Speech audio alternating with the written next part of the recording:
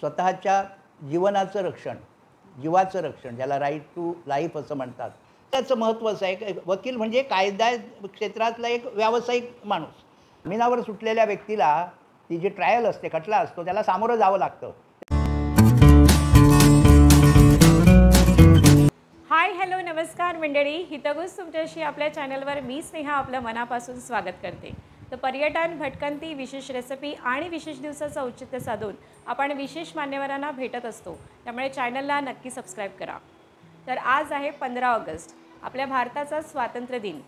स्वातंत्र्य म्हणजे नेमकं काय हो, तर बळजबरी, गुलामगिरी यामधून झालेली मुक्तता म्हणजे स्वातंत्र्य. आणि 1947 साली आपली ब्रिटिशांच्या गुलामगिरीतून आपली मुक्तता झाली आणि आपल्याला स्वातंत्र्य लाभलं. तर स्वतंत्र भारताची राज्यघटना डॉक्टर बाबासाहेब आंबेडकरांनी लिहिली आणि कायदा आणि सुव्यवस्थेचं भान प्रत्येकाला झालं पाहिजे हा त्यामागचा उद्देश होता. तर अशाच कायदेशीर बाबींमध्ये आपल्यासारख्या सामान्य माणसाला मदत करणारा एक मित्र म्हणजे वकील, ॲडव्होकेट. तर या स्वातंत्र्य दिवसाचं औचित्य साधून आज आपण एका अशा व्यक्तीला भेटणार आहोत ज्यांनी 53 वर्ष मुंबई उच्च न्यायालय, सर्वोच्च न्यायालय आणि अनेक न्यायाधिकरणामध्ये ज्यांनी वकिली व्यवसाय केला. आज त्यांचंच मार्गदर्शन या संदर्भात आपल्याला लाभणार आहेत. तर भेटूया ॲडव्होकेट गंगाधर सबनीस यांना. ॲडव्होकेट गंगाधर सबनीस 1971 पासून गेली 53 वर्षे मुंबई उच्च न्यायालय, सर्वोच्च न्यायालय आणि विविध न्यायालयात वकिली व्यवसाय. महाराष्ट्र शासनाच्या महसूल व वन विभागाचे विशेष सरकारी वकील म्हणून त्यांनी काम पाहिलेलं आहे. विले पार्ले येथील डहाणूकर महाविद्यालयात आणि व्यवस्थापन महाविद्यालयात व्यवसाय कायद्याचे प्राध्यापक म्हणून त्यांनी काम केलेलं आहे. व्यवसाय कायदा विषयांवरील पुस्तकांचे लेखन केलेलं आहे. महाराष्ट्र टाइम्स, लोकसत्ता, लोकप्रभा, विवेक, किरात इत्यादी वृत्तपत्रे आणि नियतकालिकातून लेखन केलेले आहे. मुंबई दूरदर्शनवरील कोर्टाची पायरी, घटनाचक्र या कार्यक्रमामध्ये कायदेविषयक चर्चेमध्ये त्यांनी भाग घेतलेला आहे. मुंबई आकाशवाणीवर सुद्धा कायदेविषयक व्याख्यानं त्यांनी दिलेली आहेत. तर सर्वात आधी हितगुज तुमच्याशी आपल्या चॅनलवर आपलं मनापासून स्वागत आणि धन्यवाद. आणि ही छोटीशी गिफ्ट. तर स्वातंत्र्य दिनाचं औचित्य साधून आज हा व्हिडिओ मला करावासा वाटला. याचं कारणच खरं असं आहे की सामान्य माणसाच्या आयुष्यामध्ये नेमकं कायद्याचं स्थान काय आहे. आता आपण जे सांगितलं की स्वातंत्र्य दिन, हा स्वातंत्र्य दिन आपण कशासाठी साजरा करतो. आपल्या देशाला स्वातंत्र्य मिळालं आणि त्याचबरोबर आपल्या नागरिकांना पण स्वातंत्र्य मिळालं, ते संविधानाप्रमाणे मिळालं. तर ह्या स्वातंत्र्य दिन आपल्याला स्वातंत्र्य टिकवायचं असेल तर महत्त्वाची गोष्ट म्हणजे कायदा. स्वातंत्र्य हे कायद्यावर टिकतं. ज्या देशामध्ये कायदा आणि सुव्यवस्था व्यवस्थित असते त्या देशात स्वातंत्र्य टिकू शकतं. जिथे कायदा सुव्यवस्था व्यवस्थित नाही तिथे स्वातंत्र्य टिकत नाही. म्हणून स्वातंत्र्याला आवश्यक असणारी गोष्ट म्हणजे कायदा. आता कायद्याचं महत्त्व इतकं आहे स्वातंत्र्यासाठी, मग ते नागरिकांचं स्वातंत्र्य असो की देशाचं स्वातंत्र्य असो. देशाचं स्वातंत्र्य आपण एक सार्वभौम देश म्हणून आपण संविधान पाळतो. त्या संविधानामध्ये आपला देश हा सार्वभौम मानलेला आहे. त्याच संविधानामध्ये आपल्या नागरिकांना काही अधिकार दिलेले आहेत, काही कर्तव्य दिलेली आहेत. शासनाने कसं वागावं, लोकांनी शासनाशी कसं वागावं, अधिकाऱ्यांनी कसं वागावं, न्यायालयाने कसं वागावं, हे सगळं आपल्या म्हणजे संविधान हा कायदाच आहे. तर हे कायद्याचं महत्त्व आज स्वातंत्र्यासाठी, स्वातंत्र्य दिनासाठी अतिशय मोठं आहे. तर सामान्य माणसाच्या आयुष्यामध्ये नेमकं हे कायद्याचं काय महत्त्व आहे आणि वकील वर्गाचं नेमकं स्थान एका सामान्य माणसाच्या आयुष्यात काय असावं. काय आहे, आपण कायद्याच्या राज्यामध्ये राहतो. जसं आपल्या पृथ्वीवर हवा असते, आपल्याला ती जाणवत नाही, पण हवेचा इतका मोठा दाब असतो प्रत्येक ठिकाणी, हवेशिवाय माणूस जगू शकत नाही. तसं समाजामध्ये, देशामध्ये कायद्याशिवाय माणूस जगू शकत नाही. आपल्याला कळत नाही. आपण जेव्हा भाजी घ्यायला जातो तेव्हा आपण कायद्याप्रमाणे काम करत असतो. पैसे देणं, भाजी घेणं, एखादी वस्तू घेणं, घर विकणं, जमीन घेणं, कुठे नोकरीला लागणं, प्रत्येक ठिकाणी हे कायदा येतो. आणि असे हजारो लाखो कायदे आपल्या प्रत्येक देशामध्ये असतात. त्यामुळे कायद्याचं महत्त्व सामान्य नागरिकाच्या दृष्टीने फार महत्त्वाचं आहे. आपण कुठल्याही अगदी एखाद्या बिल्डिंगमध्ये आपण राहतो तिथे तुम्हाला कोऑपरेटिव्ह सोसायटीज ॲक्ट असतो. भाजी घ्यायला गेलो तर सेल ऑफ गुड्स ॲक्ट असतो. कुठे काय परचेस करायला गेलो, मोठी प्रॉपर्टी घेतली तर ट्रान्सफर ऑफ प्रॉपर्टी ॲक्ट असतो. असे अनेक कायदे आहेत ज्या कायद्याखाली आपण प्रत्येक माणूस आपलं काम करत असतो. त्यामुळे कायद्याचं अनन्यसाधारण महत्त्व असतं. आणि आता वकिलाचं तुम्ही विचारलं वकिलाचं महत्त्व असं आहे की वकील म्हणजे कायदा क्षेत्रातला एक व्यावसायिक माणूस. तो सामान्य माणसाला कायद्याचं मार्गदर्शन करतो. आणि वकिलाचं हे केवळ ह्या पिढीपुरतं नसतं, तर पुढच्या अनेक पिढ्यांना त्या वकिलाचं मार्गदर्शन होत असतं. तुम्हाला एक इंग्लंडमधली गोष्ट सांगतो. इंग्लंडमध्ये एक उमराव होता मोठा. त्याला 2 मुलं होती, एक मुलगी होती, एक मुलगा होता. तर ती मुलगी डॉक्टर झाली आणि मुलगा, दोघेही हुशार होते. मुलगा वकील झाला. तर जो डॉक्टर झालेली तो उमराव आजारी पडला. तो आजारी पडल्यानंतर त्याला काहीतरी सर्जरी करायची पाळी आली. तर तेव्हा ती मुलगी म्हणाली की मी ह्या क्षेत्रात मी शिकलेली आहे, तर मी सर्जरी करणार. तर तो बाकीचे म्हणाले नको, कोणीतरी निष्णात डॉक्टर घेऊन. नाही नाही म्हणाला, मी हिच्याचकडून करणार, मी मेलो तरी चालेल पण हिच्याचकडून सर्जरी करणार. आणि तिने सर्जरी केली, तो बरा झाला. काही दिवसांनी त्याची कोर्टात काहीतरी केस होती, मोठ्या त्यांच्या मोठ्या प्रॉपर्टी असतात तिकडे, त्या प्रॉपर्टीची केस होती.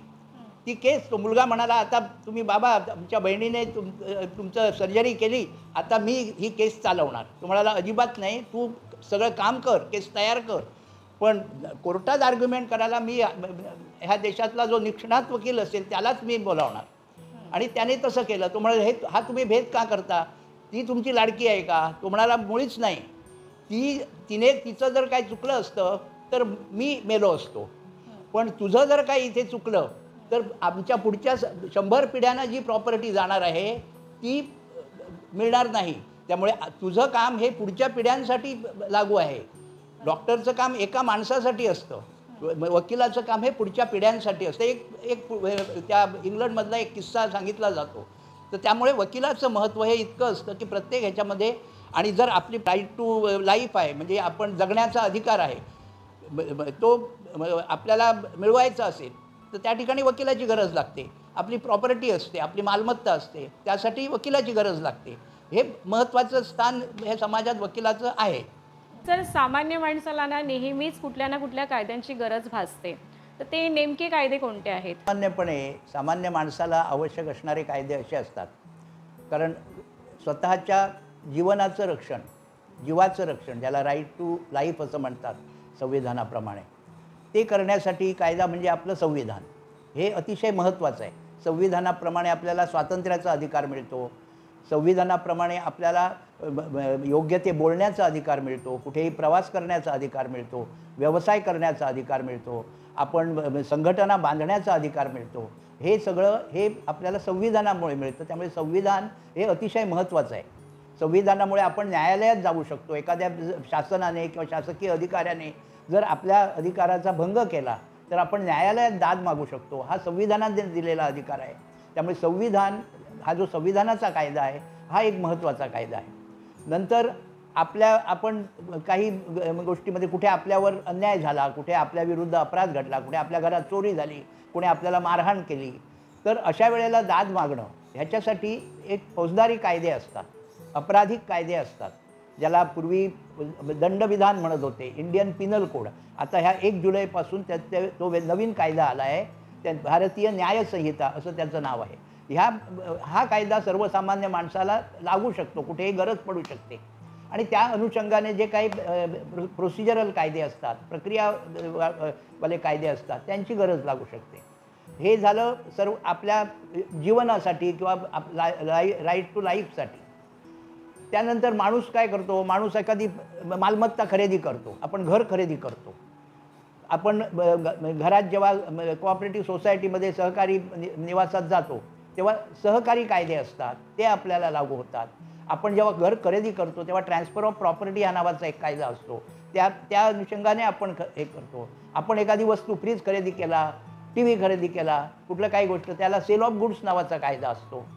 आपण जेव्हा जमीन खरेदी करतो, शेत जमीन खरेदी करतो, तेव्हा कुळ कायद्यात नावाचा एक कायदा असतो. लँड रेव्हेन्यू कोड, महाराष्ट्र आपल्याकडे प्रत्येक राज्याची असते, त्याला महसूल संहिता असं म्हणतात, तो कायदा असतो. हे कायदे आपल्याला लागू असतात आणि ह्या कायद्याचं सर्वसामान्य माणसाला ज्ञान असणं आवश्यक आहे. तसं एखादा मनुष्य सरकारी सेवेत असेल, खाजगी सेवेत असेल, कुठे शाळेत असेल, कुठे कॉलेजमध्ये असेल, तर त्यांच्यासाठी कायदे असतात. ते कायदे सेवा शर्ती कुठल्या आहेत, काय आहेत, ह्या संबंधीचे जे कायदे असतात हे सर्वसामान्यपणे एक सामान्य माणसाला नेहमीच लागत असतात. बाकीचे आता कस्टम कायदा आहे, हे आहे, ते व्यवसाय करणाऱ्यांना लागू होतात किंवा त्यांना काय फार सर्वसामान्य माणसांना ते लागतीलच असं नाही. पण हे जे मी सांगितले हे कायदे प्रत्येक माणसाला आवश्यक असतात आणि त्याचं ज्ञान किंवा थोडंसं जुजबी तरी ज्ञान प्रत्येकाला असलं पाहिजे. हा व्हिडिओ एका सामान्य माणसासाठीच बनतोय, म्हणूनच हा मला प्रश्न तुम्हाला विचारावासा वाटतो की कुटुंबामध्ये सुद्धा बऱ्याचशा समस्या असतात, पारिवारिक असे बरेचसे प्रॉब्लेम्स असतात. मग त्याच्यामध्ये विवाहविषयक आले किंवा इतर गोष्टी आहे किंवा आई वडील मुलं यांच्यामध्ये सुद्धा भांडणं असतात. मग अशा वेळी त्याने नेमकं काय करावं? एक वकील म्हणून तुम्हाला काय सांगावंसं वाटतं? नाही, आपल्या देशामध्ये किंवा आपल्याच देशामध्ये असं नाही, सगळीचकडे जगामध्ये कुटुंब ही एक फार मोठी चांगली संस्था आहे. या कुटुंबामध्ये अनेक व्यक्तींची नाती असतात, नवरा बायको असतात, आई वडील असतात, आई वडील मुलं असतात. यांचे जे काही नातेसंबंध असतात ह्यासाठी काही कायदे आहेत, पारिवारिक कायदे. आणि ते कायदे म्हणजे आता अगदी लग्नासंबंधीचं हे करायचं झालं तर त्याच्यासाठी विवाह कायदे आहेत. विविध धर्मांसाठी वेगळे काय, आपल्या देशामध्ये अजून ते युनिफॉर्म सिव्हिल कोडची आग्रह चालू आहे, पण अजूनही प्रत्येक धर्माचा हिंदू मॅरेज ॲक्ट आहे, तसं मुसलमानांसाठी वेगळा कायदा आहे, ख्रिश्चन मॅरेज ॲक्ट आहे, ज्यू पारसी यांच्यासाठी वेगळे कायदे आहेत. आणि ह्या कायद्याप्रमाणे लग्न ठरवली जातात, लग्न होतात. आता लग्न झाल्यानंतर जर काही त्यांच्यामध्ये काही वाद झाले तर त्याच्यासाठी कौटुंबिक न्यायालयामध्ये विवाह विच्छेद करण्याची तरतूद असते. त्याची काही कारणं असतात, हे असतात असं. पण ती एक विवाहासंबंधीचे कायदे असतात. दुसरं म्हणजे आई वडील जेव्हा म्हातारे असतात, काही मुलं त्यांना बघत नाहीत, अशावेळी काही कायदे आहेत की आई वडिलांचा सांभाळ मुलांनी करावा, त्यासाठी कायदे झालेले आहेत. त्यांनी न केलं तर एका अधिकाऱ्याकडे अर्ज करून आई वडील दाद मागू शकतात आणि त्यांना पोटगी देणं, त्यांना निवारा देणं ही मुलांची जबाबदारी असते, त्याच्यासाठी कायदे आहेत. नंतर जेव्हा विवाह विच्छेद होतो, नवरा बायकोमध्ये वितुष्ट येतं आणि जेव्हा कोर्टात जातात, मग मुलांचं संगोपन कोणी करावं, मुलांची कस्टडी कोणाकडे असावी, यासाठी काही कायदे असतात. ह्यासाठी कुटुंब न्यायालय झालेले आहेत. हे सगळे वाद हे कुटुंब न्यायालयामध्ये जातात. अनेक ठिकाणी कौटुंबिक हिंसाचार म्हणून हे आहे, ज्याला डोमेस्टिक व्हायलन्स असं म्हणतात. म्हणजे अनेक स्त्रियांचा त्यांच्या घरी छळ होतो, मग त्यांना संरक्षण मिळावं म्हणून काही कायदे केलेले आहेत, ज्याला डोमेस्टिक व्हायलन्स ॲक्ट असं म्हणतात. त्याखाली तरतुदी आहे की एक न्यायाधीशाकडे अर्ज करून ती महिला दाद मागू शकते आणि तिला पोटगी देण्याचा, घर देण्याचा किंवा अगदी म्हणजे तुरुंगात पाठवण्यापर्यंत हे अधिकार न्यायालयांना असतात. त्यामुळे पारिवारिक संबंधामध्ये अशा प्रकारचे अनेक कायदे आहेत. नक्कीच सर, म्हणजे कौटुंबिक समस्या बऱ्याच आहेत आणि बरेच वेळा आपल्याला या गोष्टीचं भानच नसतं. तर तुमची ही जी काही माहिती आहे ती खरंच प्रत्येक माणसासाठी मोलाची ठरेल. आपल्या समाजामध्ये ना आपण बघतो आपल्या आजूबाजूला अगदी लहान बाळापासून ते वृद्ध व्यक्तीपर्यंत बरेचसे असे अपराध घडत असतात, हिंसाचार होत असतो आणि हे फारच भयावह आहे. अशा वेळेस एका सामान्य माणसाने नेमकं काय करावं, त्या संदर्भात कोणते कायदे आहेत आणि नवीन संहिता नेमकं या संदर्भात काय सांगते? कुठल्याही समाजामध्ये, कुठल्याही देशामध्ये अगदी फार पूर्वीपासून अपराध हे घडतच असतात. ते अपराध घडू नये म्हणून कायदे करावे लागतात. आणि जर अपराध घडले तर त्याच्यावर काय कारवाई करावी ह्याच्यासाठी कायदे असतात. आपल्याकडे पूर्वीच्या काळामध्ये अनेक वेगवेगळे कायदे होते, पण ब्रिटिश काळामध्ये इंडियन पिनल कोड या नावाचं एक भारतीय दंडविधान संहिता असं त्याला मराठीत म्हणायचे, तो कायदा होता. त्यानंतर तो ब्रिटिशकालीन असल्यामुळे जवळपास 150 वर्ष तो कायदा चालला. ह्या वर्षी 1 जुलैपासून ह्या सरकारने नवीन कायदा आणला, त्याचं नाव भारतीय न्याय संहिता. म्हणजे सरकारने त्या दोन गोष्टी केलेल्या आहेत की पूर्वी पिनल म्हणजे एखाद्याला दंड करणं, शिक्षा करणं हा कायद्याचा हेतू होता. आता तो न्याय देण्याचा हेतू असावा असा दृष्टिकोन सरकारने घेतलेला आहे. ह्या कायद्यामध्ये काही तरतुदी कडक केलेल्या आहेत. कायदे कडक केलेले आहेत की असं जसं ताईंनी सांगितलं, लहान मुलांच्या विरुद्ध गुन्हे घडतात, स्त्रियांच्या बाबतीत गुन्हे घडतात, वृद्ध माणसांच्या बाबतीत गुन्हे घडतात. ह्यासाठी कडक कायदे केलेले आहेत. पण माझं स्वतःचं मत असं आहे, नुसते कडक कायदे करून चालणार नाही, पण त्याचे ते लवकरात लवकर त्याचा निकाल लागला पाहिजे. आपल्याकडे जी न्याय व्यवस्था आहे त्याच्यामध्ये निकाल वर्षानुवर्ष लागत नाहीत. त्यामुळे हे कडक कायदे करूनसुद्धा काही फायदा होत नाही. त्याच्यासाठी जी साक्षींचा कायदा, पूर्वी इंडियन एव्हिडन्स कायदा ॲक्ट होता, आता त्याच्याऐवजी साक्ष संहिता म्हणून काढलेला आहे. असे नवीन कायदे ह्या 1 जुलैपासून झालेले आहेत. ह्या कायद्यामध्ये एक गुन्हेगारी आटोक्यात आणण्यासाठी सगळ्यात महत्त्वाची गोष्ट, केवळ कडक कायदे करून चालत नाही, तर ते कायदे लवकरात लवकर अंमलात आणले पाहिजेत. एखाद्या व्यक्तीने चोरी केली, जर त्याची केस 20 वर्ष 25 वर्ष चालणार आणि 25 वर्षांनी त्याला शिक्षा होणार असेल, तर त्याचा काही फायदा नसतो. जेव्हा तो गुन्हा करतो त्याला त्वरित शिक्षा झाली पाहिजे, किंवा तो जर गुन्हेगार नसेल तर तो त्वरित सुटला पाहिजे. नाही तर एखादा मनुष्य 4-4 वर्ष जेलमध्ये राहतो आणि जेव्हा केस चालते तेव्हा कळतं की तो गुन्हेगार नव्हता, मग त्याची 4 वर्ष परत दिली जाऊ शकत नाहीत. ह्या दृष्टीने सुधारणा होणं आवश्यक आहे. त्यानंतर महिलांसाठी काही कायदे आता केलेले आहेत. त्या कायद्यामध्ये म्हणजे फौजदारी ह्याच्यामध्ये अगदी कडक तरतुदी केलेल्या आहेत. पण त्याच्यात हाच मुद्दा येतो की लवकरात लवकर जर निकाल लागला, आता त्याच्यासाठी फास्ट ट्रॅक न्यायालय, जलद गती न्यायालय सुरुवात केलेली आहे. पण त्या जलद गती न्यायालयातच इतके खटले आहेत की त्यालासुद्धा वर्षानुवर्ष जातात. सिनियर सिटीजन, ज्येष्ठ नागरिकांसाठी काही लवकर निकाल लावावे म्हणून तरतुदी केल्या जातात. पण बऱ्याचशा केसेस ज्येष्ठ नागरिकांच्याच असल्यामुळे त्यांचाही नंबर लागत नाही. ही जी आपल्याकडे न्यायव्यवस्थेमधली त्रुटी आहे, त्यामुळे आपराधिक कायद्याचं अशी योग्य प्रकारे अंमलबजावणी होत नाही आणि ती अंमलबजावणी न झाल्यामुळे अपराध वाढतात.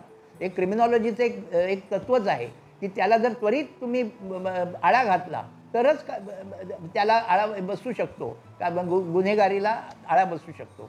बऱ्याच वेळा काय होतं की एखाद्या माणसाविरुद्ध, व्यक्तीविरुद्ध जर अपराध घडला तर ती व्यक्ती त्वरित पोलीस स्टेशनला गेली पाहिजे, वकिलाकडे गेली पाहिजे, कायदेशीर सल्ला घेतला पाहिजे, न्यायालयात गेली पाहिजे. पण असं होत नाही. कित्येक वेळेला टाळाटाळ केली जाते आणि मग काही काळानंतर तक्रार केली तर त्या तक्रारीचा बरेच वेळा काही उपयोग होत नाही. त्यामुळे नागरिकांनी सजग असलं पाहिजे. जर आपल्या विरुद्ध कुठचाही अपराध झाला तर त्वरित त्याची नोंद पोलीस स्टेशनला झाली पाहिजे, वकिलाकडे गेलं पाहिजे आणि न्यायालयात गेलं पाहिजे.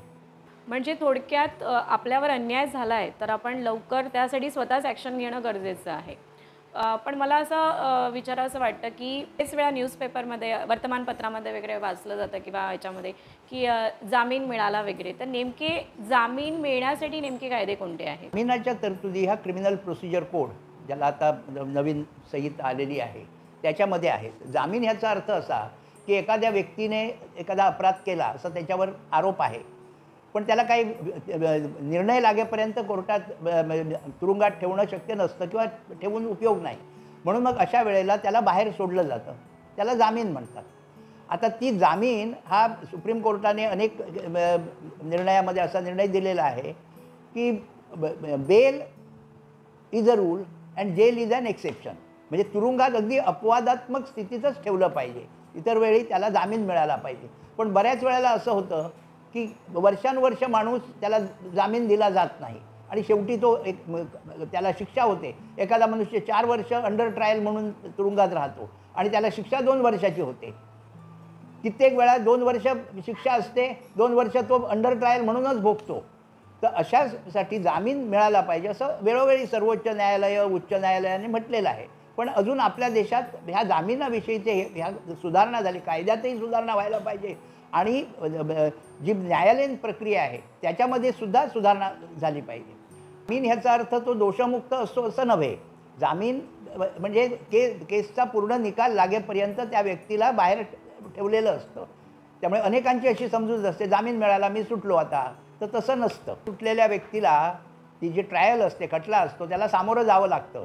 त्या खटल्यामध्ये पुरावा घेतला जातो आणि मग तो दोषमुक्त आहे की दोषी आहे हे न्यायालय ठरवतं. न्याय मिळण्यासाठी आपण न्यायालयात जातो, पण न्यायालयसुद्धा बरीच आहेत. बरेच वेळा सामान्य माणसाला कळत नाही की आपल्याला नेमकं कोणत्या न्यायालयात जायचं आहे, आपला गुन्हा कोणता आहे, आपल्यावर कोणता अन्याय होतो आणि त्यासाठी आपण कोणत्या कोणत्या न्यायालयामध्ये जाणं गरजेचं आहे. तर त्या संदर्भात काही तुम्ही सांगू शकता? त्यासाठी आपल्याला आधी न्यायालयांची जी काय व्यवस्था आहे त्याचा विचार करावा लागेल.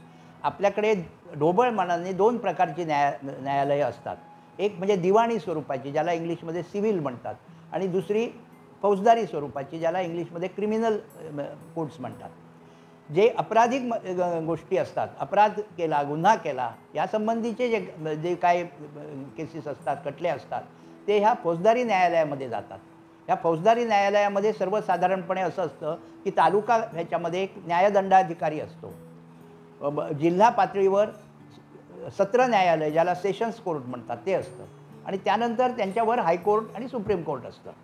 तर हे फौजदारी स्वरूपाचे हे झाले. त्याच्यात जे जे काही फौजदारी स्वरूपाचे गुन्हे असतात त्या केसेस ह्या फौजदारी कोर्टात चालतात. बाकीची न्यायालय ही दिवाणी न्यायालय असतात आणि दिवाणी न्यायालयांचे अनेक प्रकार असतात. दिवाणीमध्ये सर्वसाधारणपणे एक दिवाणी न्यायालय असतं, जिथे आता सिटी सिव्हिल कोर्ट मुंबईसारख्या शहरामध्ये असतं, किंवा दिवाणी न्यायाधीश तालुका कोर्ट असतो.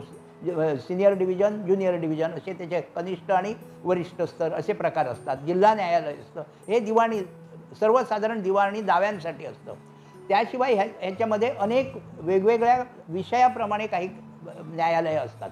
म्हणजे उदाहरणार्थ आता मी मगाशी सांगितलं तसं कुटुंब न्यायालय, म्हणजे जे कुटुंब न्यायालयासंबंधी कौटुंबिक वाद असतात ते कुटुंब न्यायालयात जातात.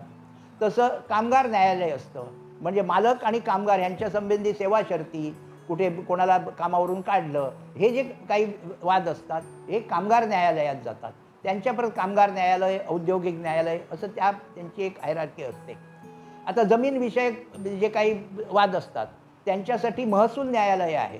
महसूल न्यायालय म्हणजे तहसीलदार असतो, त्याच्यावरती उपविभागीय अधिकारी असतो महसूलचा, मग जिल्हाधिकारी असतो, आणि त्याच्यात असे कुळ कायदा किंवा असे विशेष कायद्यांसाठी महसूल न्यायाधिकरण असतं. हे जमीन कुळ कायद्याची किंवा शेत जमीन ह्याच्यासाठी कायदे असतात. काही अधिकार हे कलेक्टर किंवा ह्यांना दिलेले असतात, म्हणजे ते ॲडमिनिस्ट्रेटिव्ह म्हणजे शासकीय अधिकार असतात, पण त्यांना क्वेसाय ज्युडिशियल असं म्हणतात, म्हणजे निम न्यायालयीन अधिकार दिलेले असतात.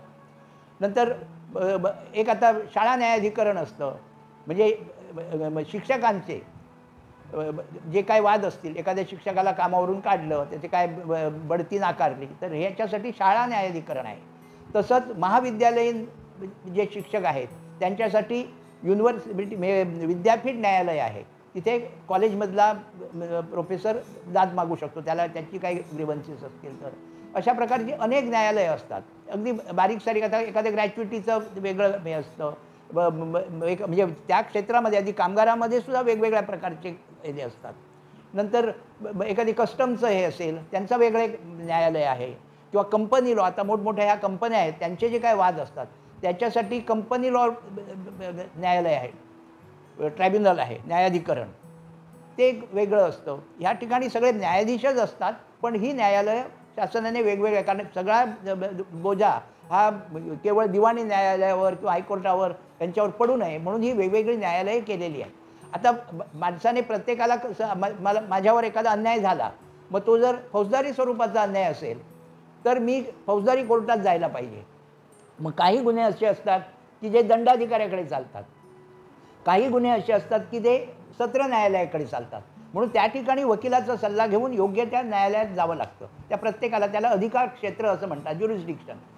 त्या कोर्टाचं जे ज्युरिस्डिक्शन असतं, अधिकार क्षेत्र असतं, त्या कोर्टात आपल्याला न्याय मागावा लागतो. तसंच दिवाणी न्यायालयामध्ये काही मोठे दावे असतील तर ते वरिष्ठ न्यायालयाकडे जातात, छोटे दावे असतील तर ते कनिष्ठ न्यायालयाकडे जातात. आता मुंबईसारख्या शहरामध्ये काही लघुवाद न्यायालय म्हणून आहे, स्मॉल कॉजेस कोर्ट, तिथे छोट्या रकमेचे दावे जातात.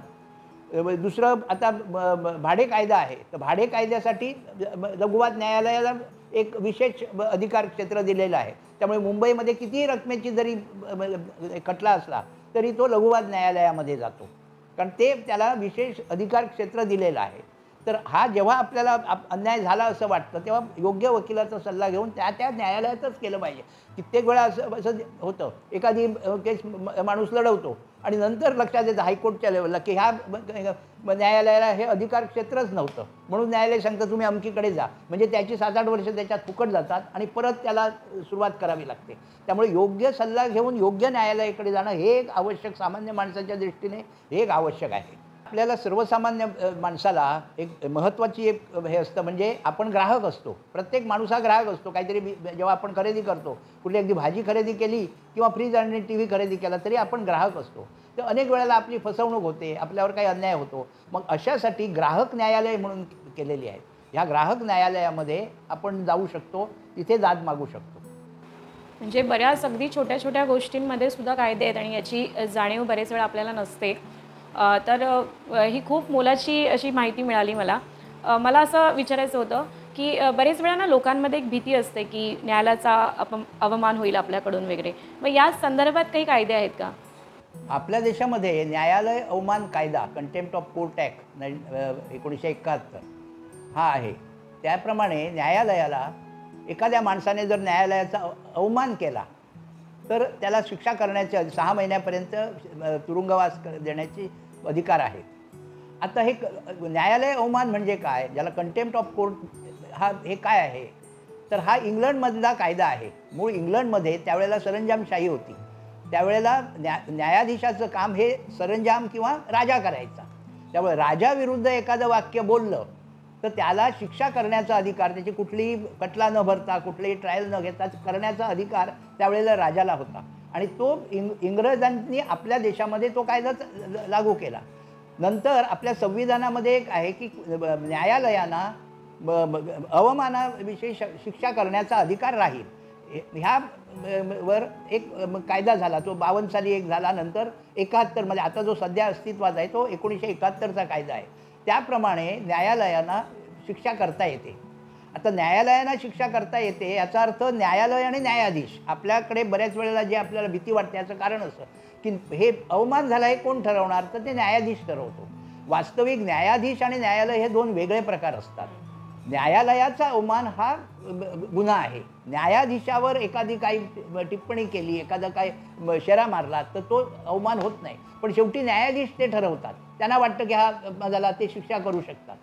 आणि ह्याविषयी अनेकांनी विरोध व्यक्त केलेला आहे की ह्या कायद्यामध्ये सुधारणा झाली पाहिजे. ह्या कायद्यामध्ये एक महत्त्वाची गोष्ट आहे की लोकांना असं वाटतं की न्यायाधीशा विरुद्ध काही बोललं तर इतरांना शिक्षा होते, तर तसं नाही. न्यायाधीशाला सुद्धा कलम 16 प्रमाणे, 71च्या कायद्याच्या कलम 16 प्रमाणे न्यायाधीशाने जर काही असा एखादी कृती केली की जी न्यायालयाचा अवमान असेल तर तो सुद्धा दोषी असतो. तर त्यामुळे न्यायाधीश आणि न्यायालय हे वेगवेगळे प्रकार असतात. पण आपल्या देशामध्ये अजून त्याला सुधारणा, कारण त्याचा बरेच वेळा दुरुपयोग केला जातो. अनेक वेळेला त्यांना स्वातंत्र्य माणसाला कोर्टात बोलण्याचं सुद्धा एखादा न्यायाधीश म्हणतो नाही मी तुला जेलमध्ये पाठवीन, पुढे बोलायचं नाही, असं सुद्धा केलं जातं. ह्यासाठी अनेकांची मागणी आहे की ह्या कायद्यात सुधारणा झाली पाहिजे. या व्हिडिओमुळे खरं मला पण खूप मोठी जाग आली की अगदी सामान्य बऱ्याच गोष्टी असतात आपल्या दैनंदिन जीवनामध्ये सुद्धा की ज्याच्यामध्ये आपल्याला कायदेविषयक माहिती असणं गरजेचं आहे.